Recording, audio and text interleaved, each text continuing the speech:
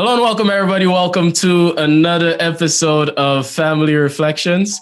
I'm in here today with a person that I go way back with, all the way back to the Dare So Played field. Mr. Brentley Herman here. He is a soldier. His career has been with the British Armed Forces as a member of the Commonwealth, with St. Lucia being a Commonwealth nation.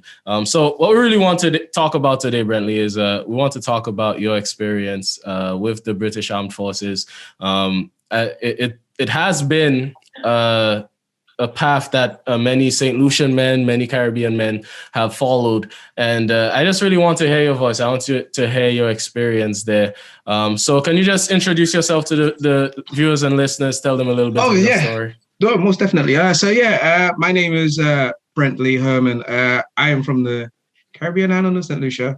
Grew up in the same community as the host. We go way, way, way back. I'm currently serving in the British Armed Forces. I'm in the Queen's Alexandra Nursing Corps as of now, but previously I was in the Rifles Regiment, which is infantry. Right. So tell us a little bit about how you got there. What was your journey? Saw this from the initial conception or getting the idea of joining the No, definitely.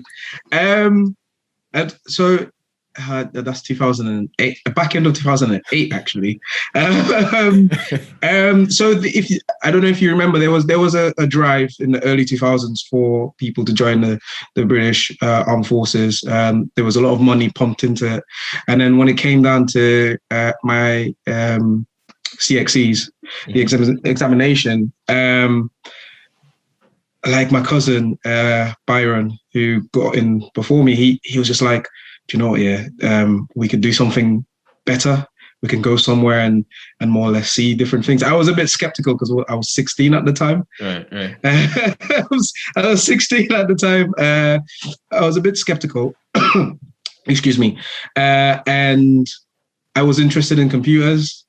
And I had just applied to a university in Massachusetts and done my SATs to go do computer systems engineering. The funding wasn't there, so I took a step back, and then I looked at something that would hold my interest. Being that I'm an only child, I looked at something that I could gain brotherhood out of, and then I spoke to Byron, and and then that's where the conception actually happened. If I'm honest, believe it or not, like it wasn't my first choice. I actually wanted to do something completely different. But yeah, I'm happy with the situation that I got into.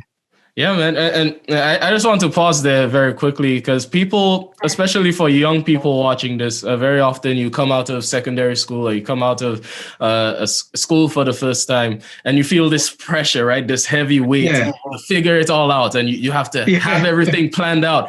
And I feel like that's a little bit unnatural. Maybe we should stop exerting that pressure on young people to have every single detail ready. Exactly. As soon as they get out of school, because you're going to change, as a person. You come out of school and who you are as an individual changes, right? And without a doubt. Yeah, so I'm not surprised when you say that, it wasn't necessarily your first choice. But tell us a little bit about the process. So you decided to do it, and what happens next?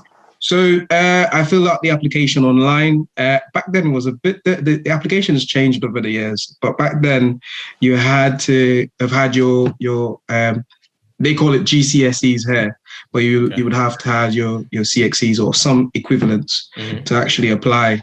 And then they would give you a preparation. So on the website, there was a preparation test. It's called a BARB test. So basically it's basic math and English. And then if you want to become an engineer, then there is a bit more to it. So you have it goes a bit more into the mathematics and science side of things. And then once the application has been filled out and everything's good to go, then you send the application through, then they'll respond to you. You'll be assigned a careers advisor, and then that individual will then guide you along the path as to where they think you would fit in within the British Army. And that's how it was back then. It's still a bit similar now. However, it's no longer the army, so it's the civilians who have a contract for that now. So it's a bit more different, if I'm honest. Yeah, as with everything, things change with time, right? Would you say now it's a lot more difficult to get in, or it's become easy? So the immigration rules keep on changing. 2013. So if I remember, in 2013, they had changed the rules. On November 2013, the rules were changed that you needed to have had, if your application wasn't in before that date, prior to that date, you needed to have had indefinite leave to remain within the United Kingdom, or you would needed to have had a visa, and you would have needed time spent within the United Kingdom of 3 years.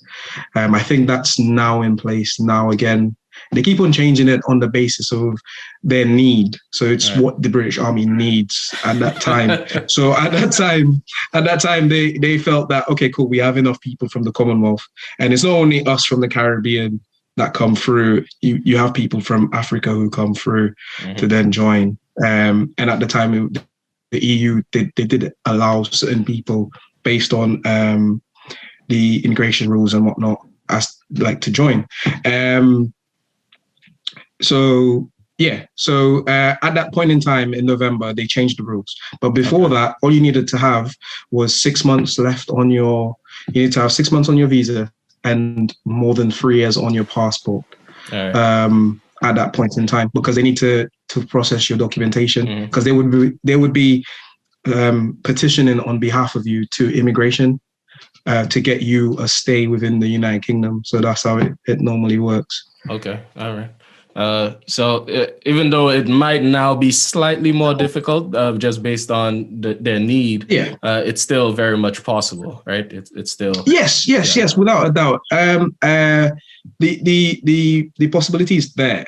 Well, COVID has not really assisted the whole situation, so it's kind of on a standstill now. But anybody who's put in an application prior to January 2020, they will be in a waiting list. So at the moment, I did check the website for one of my friends, and essentially what they're saying is, if you already had an application in, then your application will be processed, and then you can come forward.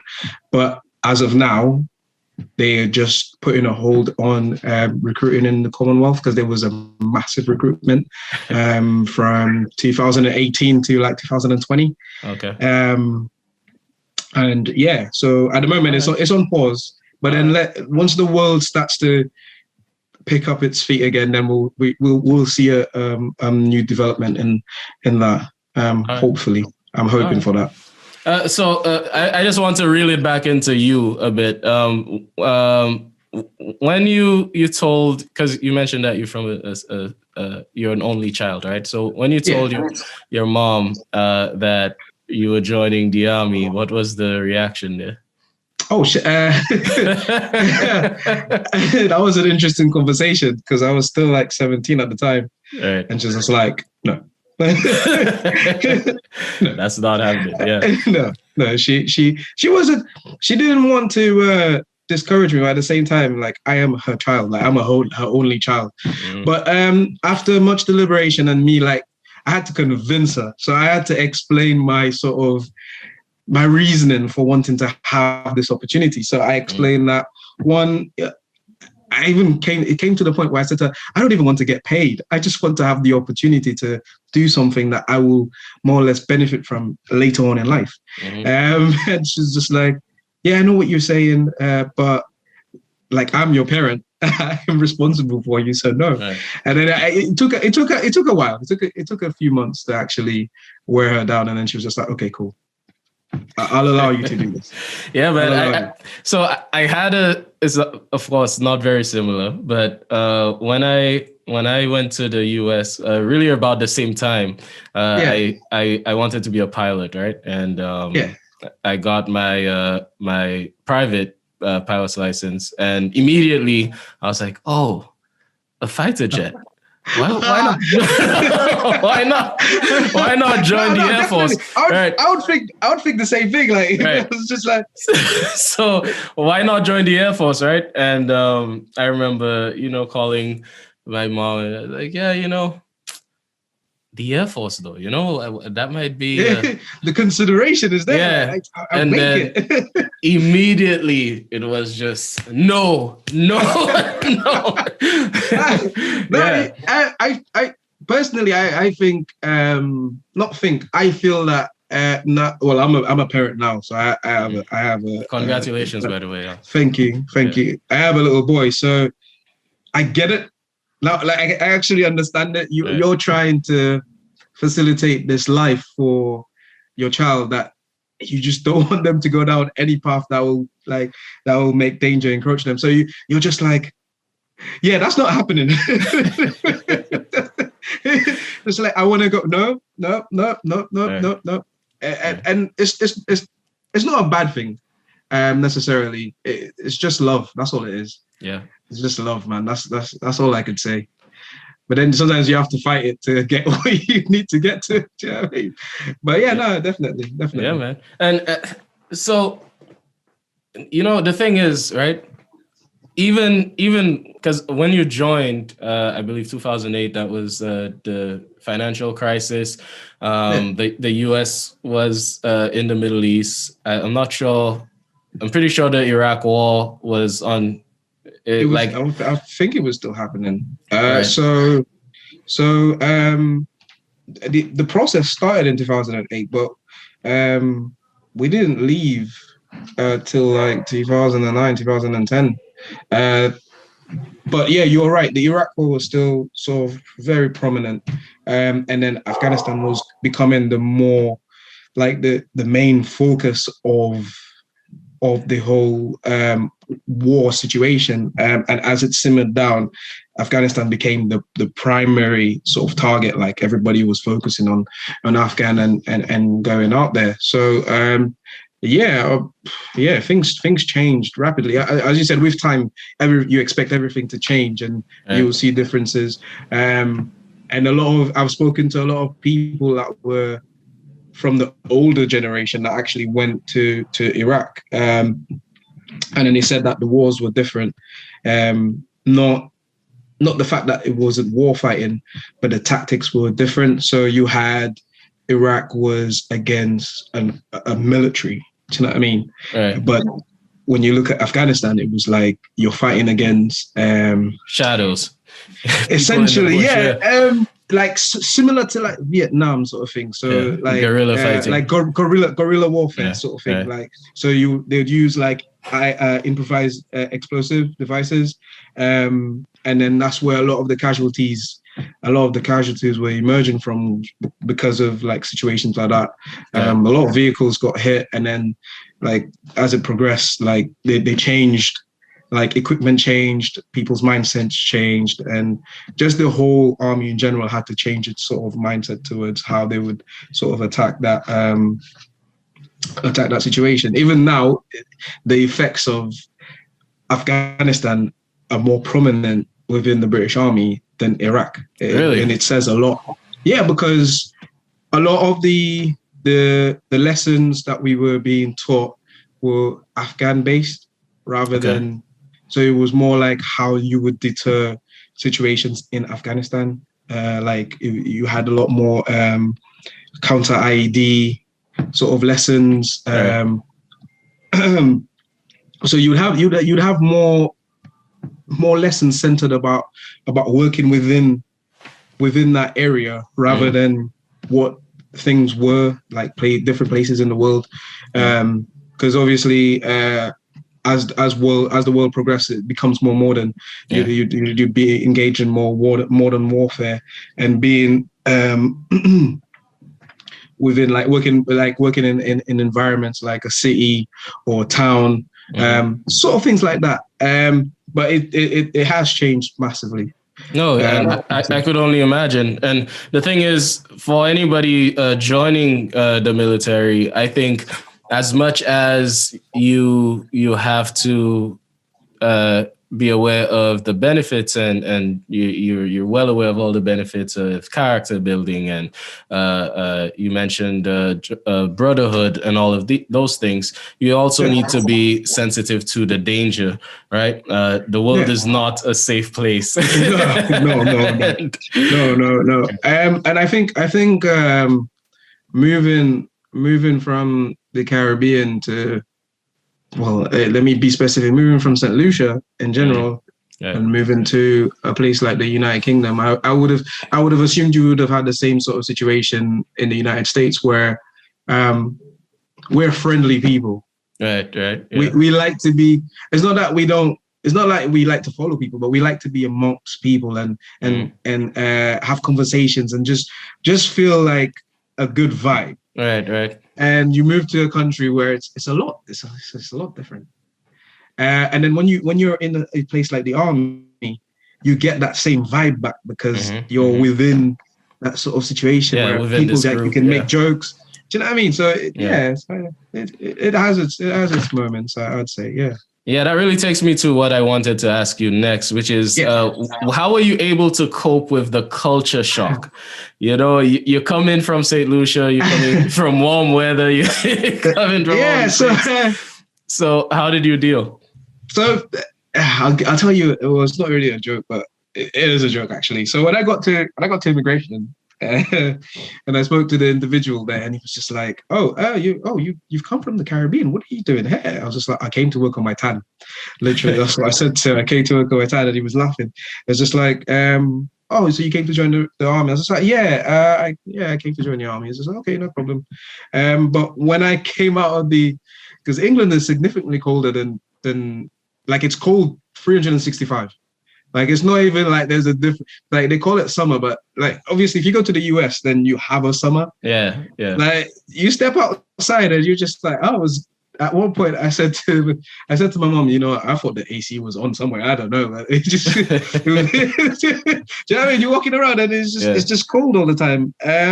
It was quite cold. I'd say, to be honest, culturally, I'd say the culture was still there.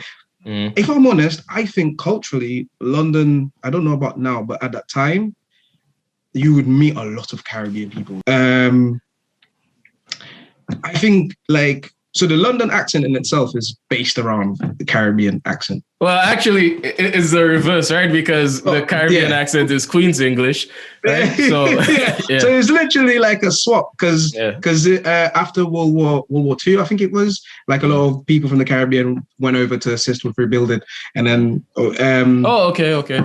Yeah, so the accent that we came over with, it then disseminated within London, and then London in itself adopted the accent, and then that's the accent that you hear.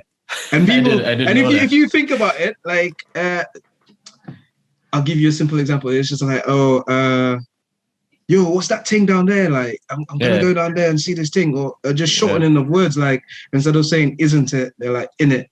Do you know what I mean? So it's just simple things, and people, I think it's an easier motion to go with.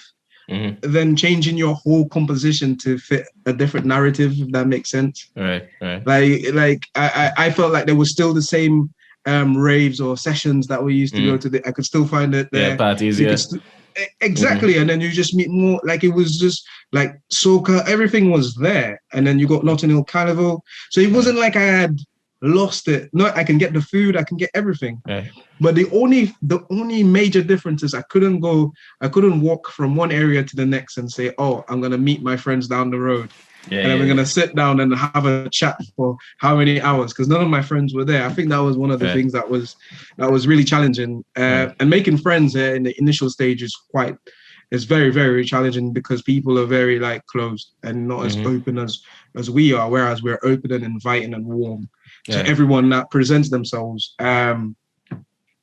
So to me, it sounds like there was this framework, right? Yeah. There's this Caribbean cultural framework built into London. And so when you arrived, it made it easier for you to transition. But of course, as with moving to anywhere new, you have this difficulty in really meshing in and finding new friends and forming those relationships.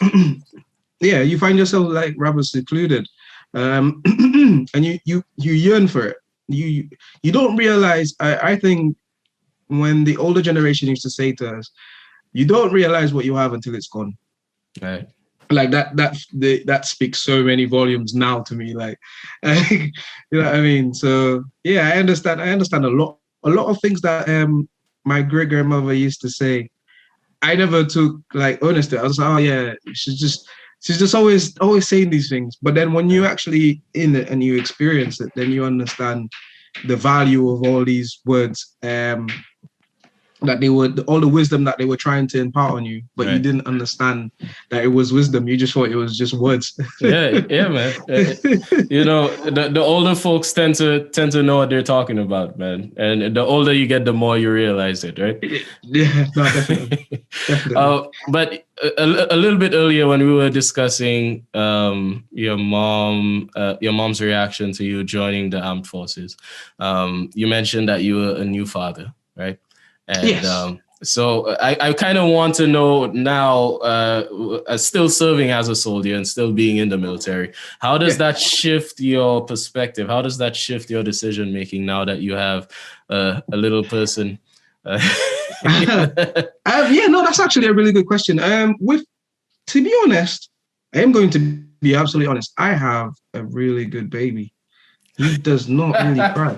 Like I cannot even like I didn't even understand. I thought it was normal until I met other people's children, and I was just like, this guy does not cry. I think it does affect me to a certain degree where I have to think about the time that I would lose Mhm. based on the decisions that I would make. Right. However, it does come down to the factor of sacrifice. Sometimes we have to sacrifice time. So I'd rather sacrifice from now till he's about 5 All right. and do something that would potentially build a solid foundation for him in the future than to give him all the time I have now and he has to still struggle when he gets into the future.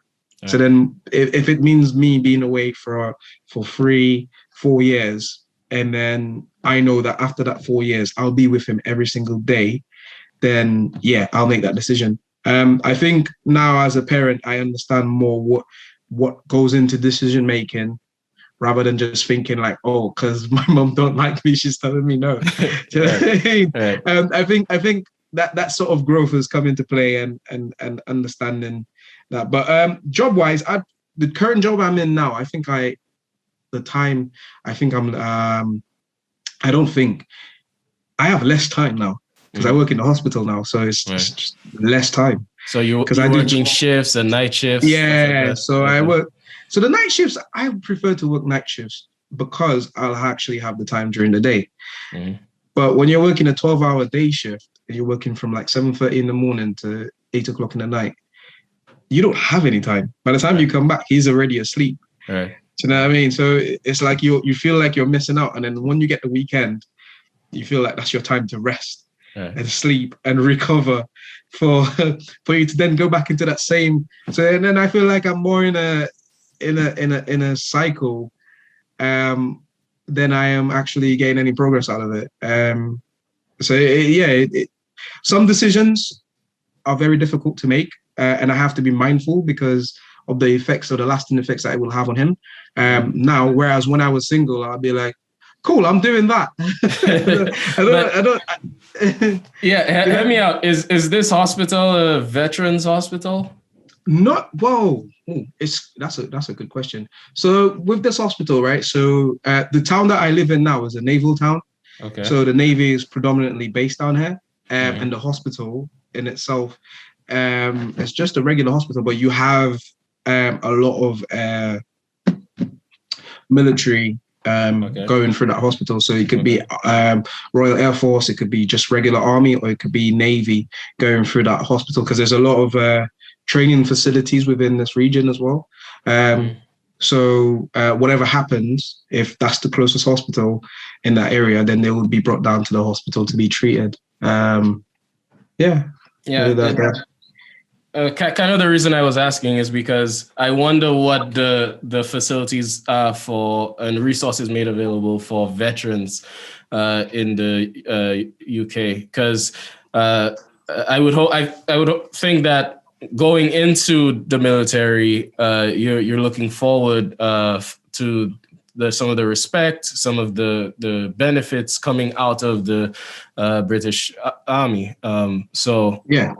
Uh, Sorry, I didn't mean to cut you short. no, I was just saying that in the US, there's a lot of respect for veterans, but not always the resources that they need. Yeah, I've experienced that actually in the US myself. Like, I think it was like 20.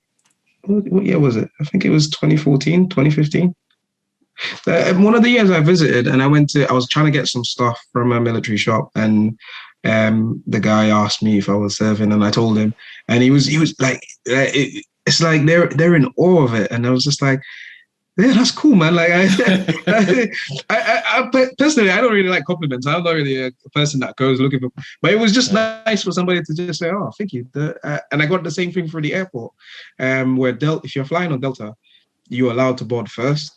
Mm. Like, if you're military, you're allowed to board first. And I thought that just feels good, man, because you're essentially, when you join the army, you're just signing your life away, essentially. Like, when you really think about it, like you just sign on the line. You're gonna serve. You don't know what's gonna happen in that period of time that you're serving. Anything can happen. Right. Yeah. So, but here they do show love. I'm gonna be honest. They do show love, but it's not like the Americans do it. It's not quite the same admiration. They do for their older. I have seen it. So we have our remembrance parades every year. World War II people and stuff like that. Yeah, so they do remember. So, but for us who are serving, we remember. We carry it. That makes sense. Mm-hmm. But I'd say the other military personnel will tell you the same thing. The love. Some people will say thank you for your service. And it's not that you're going out to look for it, but it's nice to be recognized. No. Do you know what I mean? But I wouldn't say it's there, but the facilities are there though. Okay. They've opened up mental health facilities, as in like to aid. There's covenants. There is a military hospital. And now there are a lot of things. There are discount cards given out for veterans. You get given a veterans badge. I think now they're raising more awareness because there has been a problem since the dawn of time. People have been in active environments where their mental capacity goes out the door, and they don't know how to cope with life in society. Right. And now the recognition is there, so there's a lot of help being pushed forward. Even people who are serving now, there's help being pushed forward for them. And mental health is a big thing that we do a lot of advocacy for, because we need to make sure that everybody's all right. Right. Just knocking on the person's door, giving the person a phone call to say, "How are you doing?" could stop a lot of things from happening. No, and that's without a doubt. And that's one thing that the British Army has, or the Ministry of Defence in general, has come to realize. And now they're trying to more or less push it a lot more. And they've learned from their mistakes, and they're trying to create more advocacy and more facilities that people can benefit from, rather than leaving it as it is and just carrying on. No, and that makes sense, man, because you put yourself, and just like you said, you sign, and I don't think people realize this, but when you sign to join the army, there is a mandatory time period that you are serving for. You have to. Yeah, you don't get to quit. You might be discharged, right? But you don't just quit. You can't just leave. Like, oh yeah, so today I'm not feeling it, I'm gonna leave. No, it doesn't happen like that. Even in America. So I was looking at a forced transfer. So I wanted to be closer to my mother. That was in like 2016. I came over to to have a conversation with her, and I said to her, "What do you think about me moving over? Because if I am closer, then it makes it easier for us to actually like communicate, do things. If I were to have kids, which I have one now, it would be easier for her to see her grandchild and then move forward. And then I went forward, and then they gave me it was quite a good insight. I looked at the Marines, I looked at whatchamacallit, the regular army, and I looked at the Air Force. I looked at various opportunities that were prevalent there, and then they were like, yeah, you got a mandatory service of 2 years.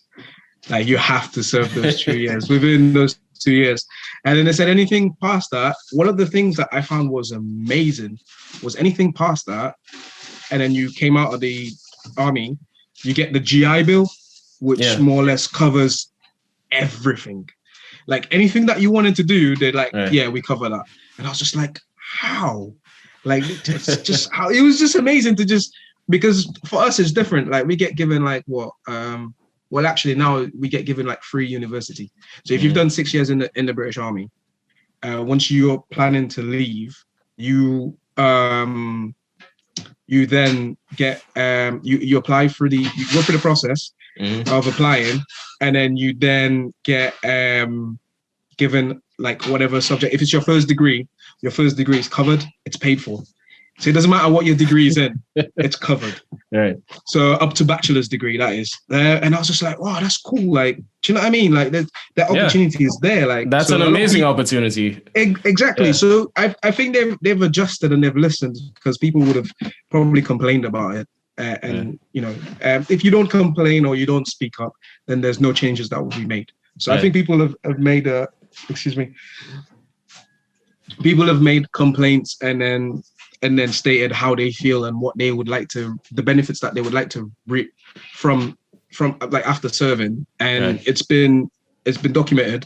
And then things have come up. You can get a house for the army, as in like they'll give you a loan, 0% interest. So like, let's say you want to put a down payment on a house. You get given 15 grand or half your wage for that year. Yeah, that's your deposit, right? Your whole first that's deposit. Your deposit. Yeah. Like, I mean, and you don't have to pay an obscene amount in return. Like, you can pay £50 a month.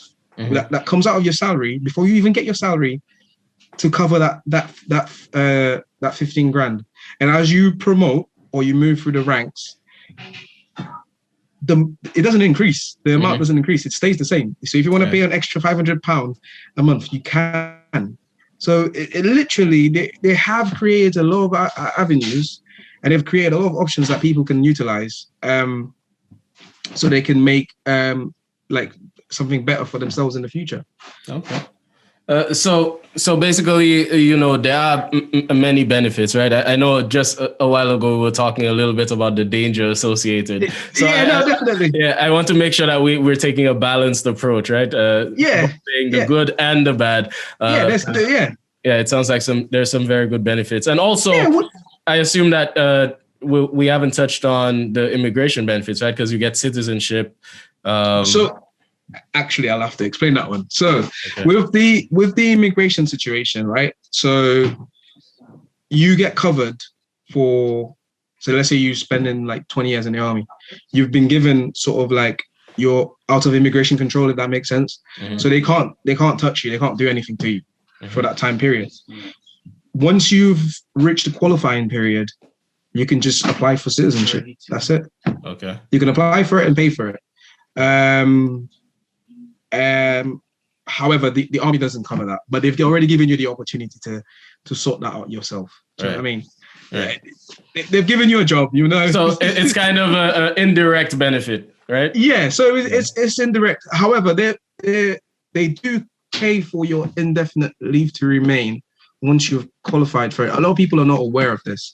It was because I went on a course. And then they were speaking about what people who come from the Commonwealth are entitled to. You're not entitled to citizenship.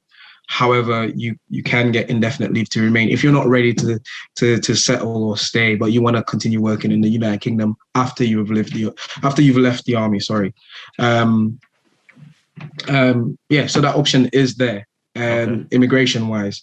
Whether or not people take that opportunity, it's entirely up to them. Right. Right. They can bring you to the water, but they can't make you drink, right? Exactly, So, exactly, exactly, all right. exactly. Yeah, But yeah, man. man, it's like the old saying that the old people would say, you don't catch flies with vinegar, you use honey. Yeah, yeah, yeah. Yeah, they have to give you the benefits to get people to come through. Um, Exactly. I know I'm kind of jumping around a little bit, but No, there's it's such a fine. variety of questions. Ask That away, ask away. Yeah, Anything that you want to know and that will benefit those watching, by all means, ask. right. I'm willing to answer. Because I can imagine that right now there's a young man, a young woman somewhere who's thinking like, okay, so during your tour, right, during your time in the infantry, what was a regular day like? What's a regular day like in Oh the yeah, army? that's a really good question. So once you've gotten to your unit after training, um, we have what's called orders. So a set of orders. Your every night before you go, like, because you live in within the accommodation on the camp itself. Mm-hmm. So every night or evening. So now it's changed. So before you had to go and read it. So if you came back from a weekend, let's say Sunday night, you need to go and read orders so you know what the following day. So every day you would know what you're doing for the next Okay. day. Right. So they'll give you your time to wake up.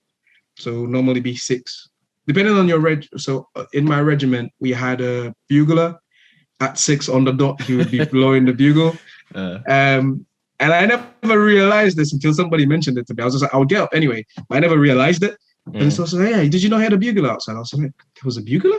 It was only, yeah, some things you just don't know because you're already in that routine from training Yeah. itself. Right. You don't really Right. notice things. You're just like, cool, I'm just focusing. I need to get ready so I could get to work. So the first thing that you do, you'll do a nominal roll to make sure that everybody's there.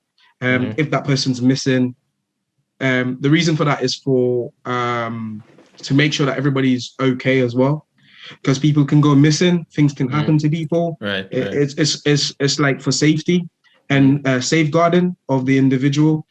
Right.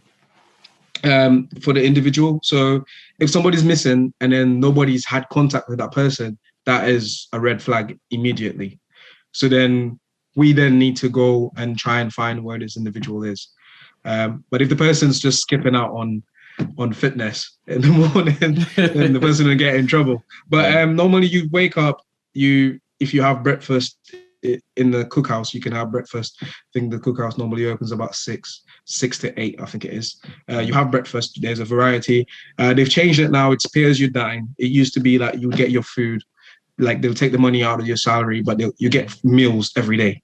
Right. But now it's, you pay for what you want. You can choose the options, and you can choose whatever it is that you want to eat. And if you don't want to eat that, you can buy food from the supermarket and have a little fridge in your room if you like. Okay. Which I used to have when I lived in barracks. Then you would turn up. The platoon sergeant or the troop sergeant would take your name. The corporals will take your name, make sure everybody's there. Then they'll do the formal nominal roll. Then they'll do the company's nominal roll, which is all the platoons together, all the troops together. So everybody's being counted about 3 times, just to make sure, because people can go missing in between. Because people could have appointments in between. Things can happen. You like it is quite. When I really think back on it, it's like, you never know what could happen on a day. Like, you'd see somebody now, and then they probably have an appointment to actually go to, and they wouldn't be there for the rest of the day. Or you'll see them before fitness, and then they're gone. They have something else that they've been tasked to do. So then it's just a precaution, just to know where people are. And then you'll do fitness. Once fitness is done, then the sergeant major will give out his directive, like if he wants you to do some stuff, you either go down to the stores if you need to pick up clothing, if you need to do any tasks that the color boy, we call them color boys, but they're color sergeants or staff sergeants. For a moment there, I thought you were saying the colored boys. I was wait, hold on. Color What are we sergeant, talking about? So we just shot in it. We just call him the color boy, but he's a color sergeant. Yeah. But in different different regiments who are not infantry, they call them staff sergeant. And then we'll go down to the store. So basically, the CQMS is the company. What you call it? What the name? The company the company quartermaster. Okay. So you have the quartermaster, who's the in charge of everyone. Okay. And then each company or each troop, or I don't know for different units, but I'll just go on the one that I was in. So each company has a quartermaster. So they're responsible for everything that's in the stores. So if you need a helmet, body armor, and stuff, you go through them. And then if you need to go to the quartermaster, then they'll send you down for you to get that sorted. Okay. Uniform, you go through your company quartermaster. So because the people at the quartermasters are of a higher rank, so you don't really want to bother them. So unless you've been told to go down there, I wouldn't suggest you just going down there off your own fruition. But yeah, so that's what he is there for, essentially. So anything that happens with any damages to the accommodation that you're living in the kitchen, in where the washing machine is, then you report to that individual what's happened. So he'll give you tasks like that to go around to see if there are any damages, report them. So then it doesn't need to go straight to the quartermaster, because if the quartermaster sees it, then everybody's going to get it. Whereas if the company quartermaster has already detailed whatever it is, then it's not a problem.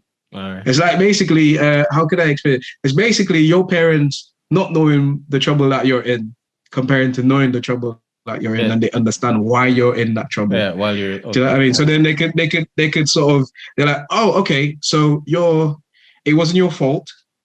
Okay, cool. You try to stop it, but you still end up in trouble because they have to make an example of someone. Okay, cool. I understand that. Or you just turn up home, and then the principal's calling, and your son's in trouble. So everybody's gonna get it, innit? So, yeah. So this company quartermaster, what exactly does this person do within the entire day schedule? I'm trying to make sure I have the timeline. He's responsible for ammunition, weapons, anything that has to do with the company. So the company need jerry cans. If you're going on exercise and you need ration packs, so your food for the exercise, he's the one that orders. So the platoon sergeant will put in the order as to what he wants, and then the company quartermaster then takes that order and then puts it in. Okay. So every day this person is taking inventory, right? Yeah, inventory. Essentially, yeah. Okay. Yeah. Right. So that's so any optics, anything that we use regularly needs to be checked and accounted for daily. Okay. So weapons, then he'll get us to maintain, and sorry. Can I pause for a moment? Yeah. Apologies for the distraction. No problem. So you were telling us about the point in the day past the inventory taken by the quartermaster, right? The company quartermaster. So what happens next? So if you have any lessons, so the platoon sergeant will then delegate down to the section commanders as to what lessons he wants people to undertake for that day, be it battlefield casualties or just going through whatever it is, or fine tuning, if I would say, refining your skills and drills that you've learned over the time in training, ensuring that you're on the ball with whatever it is that you need to, and then you will have your standard procedures that your platoon would be using. So teaching you and more or less refining them and making sure that it becomes second nature to you. So when you do go on operations or you go on exercise, it's not a thing of where somebody's messing up because they don't understand their role. So it's just making sure that you understand what you're doing on all levels. Okay. Yeah, man. So And of course, this is a regular day in a time of peace, right? This is Yeah, when so you're peace. Yeah, so peacetime is a lot different. So and when you're prepping for operational tours, it's a lot. It's heavy. Like it's heavy because you yeah. have to do different courses for the operational tour. If you're going to be driving vehicles, Yeah. you're gonna have to do vehicle courses. Make sure that you actually understand the vehicle that you're going to be using, because there's nothing worse than you turning up to a place and you don't know anything. Like, Yeah. it's like somebody has to teach you everything Right. you should have known before you even got to a place. Do you know Oh what I yeah. mean?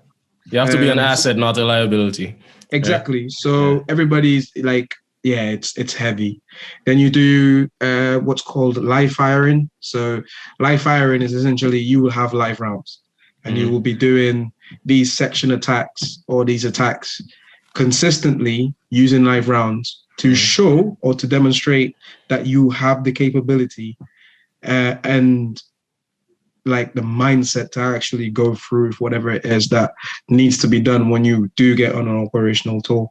Because there's like, imagine you have somebody that's next to you and the person does not know how things work. So simple example, you have somebody next to you, they have their weapon system and they don't understand that we're in a fob or a base out in the desert, and they don't understand that, okay, everything interlocks, or there's a next fob on the other side. And then What's a they'll fob, get by that. the way? So fighting operational base. So Okay. it's All essentially where you would be operating from. Okay. And the name's changed anyway. It's more. A lot of things have changed.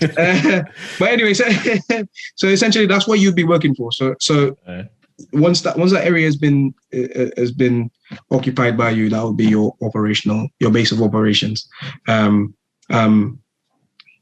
if the person doesn't understand the concept of it and they don't understand what's going on, then they would create problems. Like if they don't understand the difference between the locals and the actual enemy, then there's a massive problem. Right. It's a massive problem, like, because they could just be creating problems that we don't need. Now, if the locals are not on your side, then you've lost. Like, essentially, personally, yeah, if the locals are not on your side, you've kind of lost the war, because they wouldn't tell you. They wouldn't tell you if they've seen the people that are doing the bad things. They'll just keep their mouth shut because you've created problems for them. Right. You know, so yeah, that's it. So, and what I really want to pull out here is, for anybody considering joining the military, you have to be aware that it is as cerebral as it is force. You know, I think a lot of people think, oh yeah, you just pick up a gun and you just run around and shoot. that's not even close to what it actually is. No, to be honest, like some of the guys I've actually interacted with are intelligent. Like you'd think. So I think people's understanding of intelligence is when you're academically inclined. Yeah, nah, that's not real intelligence. I'm not saying that it's not that you're not intelligent, but I think common sense. It's just one type, right? It's just one type of intelligence, and there's many different kinds. Yeah, I think. Because you imagine, right? There are people that I've worked with that can't read, but their math is on a different level. Like, I mean, they could tell you, like, based on the wind direction, how they would hit a target, like elevation, their trigonometry, and they're like, yeah, it's amazing. And then you'll find people that just are good as well as academically, they have the foresight of like how things work, and you're just like, and that's what you would call a complete soldier, somebody that has the understanding of both the academic sense of life and like the sense of life, if I were to speak. And then you'll meet people that don't have any of it. But they have the heart, and they try and they develop it. There are people that you need to put that extra work in, and that's where training comes into place. Training is where you iron out the person, and then you break them down and you build them to what you need them to be. And I think people that are considering joining the military shouldn't limit themselves. Don't limit yourself because you didn't get the CXCs that you wanted or the grades that you wanted at Sir Arthur Lewis or at a university, but think of it as a learning curve. Because I'll give an example. So me personally, right now, I'm in the nursing corps. So essentially I was, because of commitments and deployments, I couldn't finish my access to nursing course. So I was supposed to go and then become a nurse, go to uni for 3 years, become a nurse. Then my later goal was to become a doctor. I took a direct transfer because it was a quicker way to get out of the unit to then see if this is really what I want as an individual. All right. Everything that I've just said is absolutely feasible. My first trial with CXC, I failed math and English, but I got every other subject. I think I was scared of math when I was younger. But I passed English the second time going because I had more of an understanding. Some people think like you have to pass it the first time. It's not a have to. It'd be good, but if you don't have the understanding the first time round, it's not a bad thing. I think because we've put that pressure on children from the time that they're young to provide a level of work and excellence. I'm not saying that it's bad, but it needs to be tempered. Like, yes, you need to achieve the highest, but if you feel that your capabilities are that, then let us refine your capabilities till they can go a bit higher. Not just say, okay, cool, you're not worth it because you don't have that capability as the next person. So the working with work, I'm a healthcare assistant now within the army, and I'm still doing my soldiering. However, I work in the hospital and I work shift work. Okay. With that, I work with doctors, nurses, consultants, specialists, nurse practitioners, and a variety of people, like the people that come from different walks of life. And I did not realize until I worked in the hospital that a lot of people come from like Africa, Korea, different places, and they come to do their placements in the UK. And I did not know this. I knew nothing about healthcare. I just took a step just to see if it was something that I could achieve. Right. And speaking to them, having conversations with them, and they are more than willing to impart their knowledge and guidance because they would rather see somebody want to be here than somebody who's just like, oh, yeah, you're a doctor. I don't need to talk to you. Do you know what I mean? Yeah. So I think the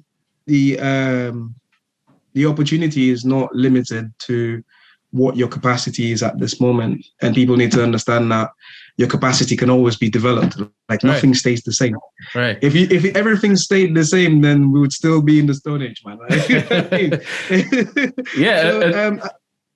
No, go ahead. I don't mean to cut you short. No. You could go ahead. I was just jumping in to say that I think that's extremely, extremely, extremely valuable what you just shared, because it shows that because for a lot of people, if they don't pass this CXC or they don't pass this other CXC, to them it's just like, oh, all right, well, that's it. Yeah, no, definitely, definitely.